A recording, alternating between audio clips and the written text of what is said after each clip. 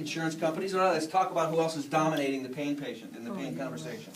So, It's the same way if you're dying, they don't want to give you anything. I'm not going to wipe out miracles, so I'll put it right here. So insurance companies, who else? FDA, DEA. I think the big one is the pharmaceutical companies. I think you're onto something. My You are. doctor wants to set me up with $900 a month worth of medication for the Lyrica and the Cymbalta. That's $900 a month. But hydrocodones, which work for me, they have no side effects, he won't give me. $15. Yeah, $15. Or the biologics. Thousands of dollars for a monthly dose for something that endangers your health, literally. They don't really Affects even your know immune the system. long-term effects yet. You're talking about, Humira and all that crap. yeah. Oh, They don't even know the absolutely. long-term effects yet. How about No. the rat poison that they give you after you have like a stroke or something? Yeah. So the insurance companies have a lot to do with this, and the pharmaceutical companies as well. There is a group called the American Pain Society in about 11, 12 years ago, started to promote pain as the fifth vital sign. So blood pressure, pulse, respirations, and oxygen saturation are temperature is vital signs, okay? And they said, well, if you actually ask people about their pain every time you see them, it'd be like a vital sign and it'd be routine.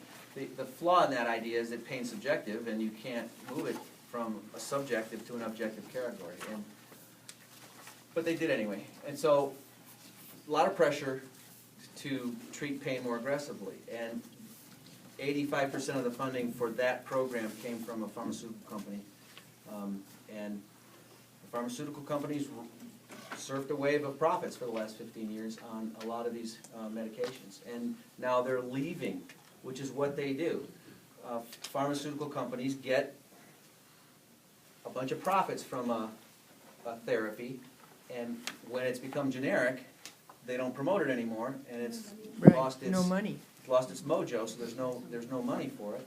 And I think that's part of the reason this pendulum has swung. It's a very interesting conversation, like who made these new rules? There has been no publicized rule change since the Controlled Substance Act of 1970.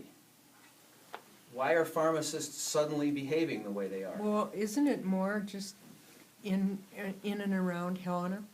No, it's national. Is it? Nationwide. Yes, it is national. It is national. And I thought it was, when it's me, it seems local. It's very local. Personal. But it's actually, it turns out that there's in Florida, Walgreens and CVS will both find high amounts for so-called irregularities in their management of opiates.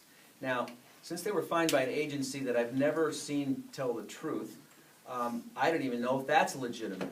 Yeah. I've actually heard conspiracy theories about how the sequestration occurred, and the DEA was out of money, and they get to keep their fines. Oh, absolutely. They get to keep their fines, so they threw out some fines. At any rate, there's lots of theories about how this pendulum has swung, but nobody's fingerprints is on any of this. You can't go to an agency and find the director of the agency and say, what's going on here? There's plenty of, there is a group of activists under the aspect of Physicians for Responsible Opioid Prescribing, PROP, and those guys are well funded by some families of people whose loved ones died in an overdose. And that's a sad thing, their loved one died. And they want prescription pain medications to be limited so that people don't die in these overdoses. And that's happened in many families. Many families are afflicted by addiction and pain and suicide. And so those are all big, tragic issues. Now, my only problem with that is that we haven't restricted car sales because people crash. And guns. We don't restrict guns. We don't have the car dealer responsible for selling a car to someone who might speed. You know, there's a law enforcement and then there's a commerce. And usually they're kept apart. In this situation, they're right on top of each other. The law enforcement and the commerce of medicine are right on top of each And other. the media, so it's really mass hysteria. Don't you think? I think it's mass I hysteria, think the yeah. sky is falling, the sky is falling, the sky is falling. But when you look at the numbers, I mean, what's quoted is there's 16,000 people a year that die of prescription drug overdose. And it's a horrible number until you realize that there's 325 million in the country. Yeah. So that's less than 1/1000th of 1%. Are those That was- users or abusers? Those are Good nice. question, the numbers are fuzzy. There are people, only 80% of those overdoses are mixed. Mixed.